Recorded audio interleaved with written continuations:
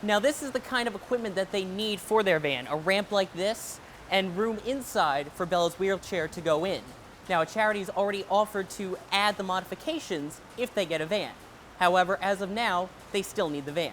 Now the camp was supposed to last until the end of the week.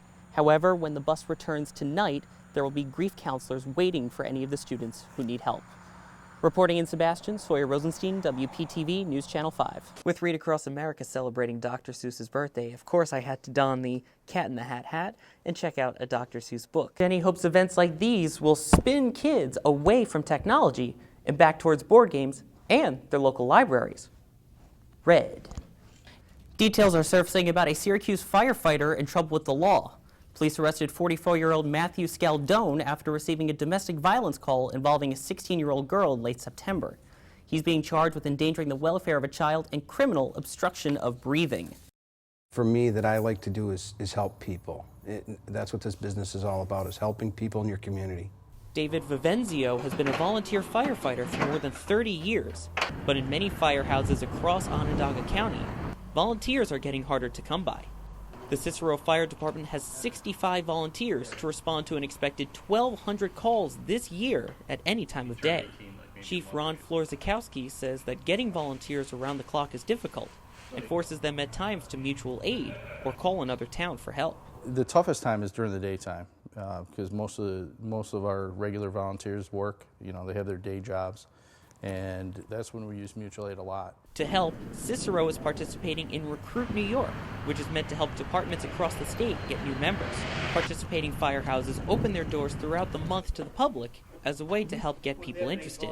For the crew at Cicero, getting any volunteers will be a big help. We've actually only taken in probably 1 or 2 people each year, but compared to not bringing anybody in at all, every person that we can grab and bring in the door and train to do this, you know, is a plus for us. According to the members of the Cicero Fire Department I spoke to, they all said that it's difficult to earn one of these, but it sure is worth it in the end. If you're a person that likes to help people, help your community, do good for people, this has its rewards from that perspective.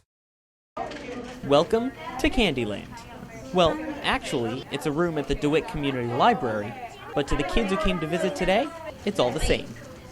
Spinning the spinner, kids move their way through the board, trying to get to the end.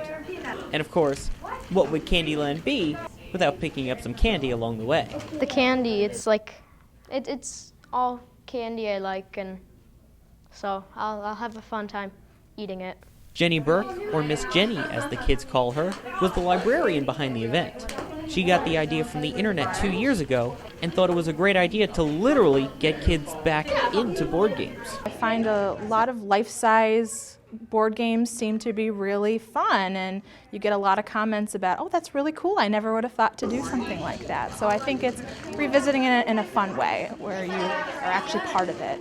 Some kids find it difficult to imagine visiting Peanut Acres or Lollipop Woods without the help of technology like smartphones. For example, Andrew says his friends don't really play board games. No, they're on their phones and Xboxes all the time. Miss Jenny hopes events like these will spin kids away from technology and back towards board games and their local libraries.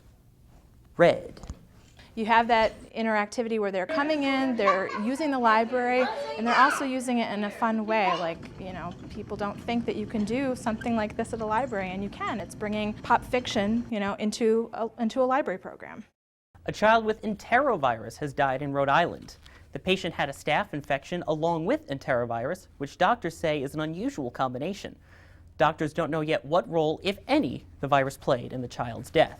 It was a gorgeous day, and we've got a couple more days of above average temperatures coming up. Now, sukkahs are typically decorated using harvest vegetables such as hanging dried squash and corn, but the kids added their own decorations with arts and crafts. So sukkah starts tonight and lasts throughout the week. Now, that was a pretty cool event, and I'm Jewish, and I honestly didn't know that much about the holiday. My next door neighbors have a sukkah up, and I've been getting a lot of questions about it, so now I know how to explain that. And Super Dirt Week kicked off with its first events today. The events led up to the Syracuse 200 this Sunday, a race that is 200 miles. It's the 43rd annual Super Dirt Week and takes place at the New York Fairgrounds. Tickets are anywhere from $80 to $100.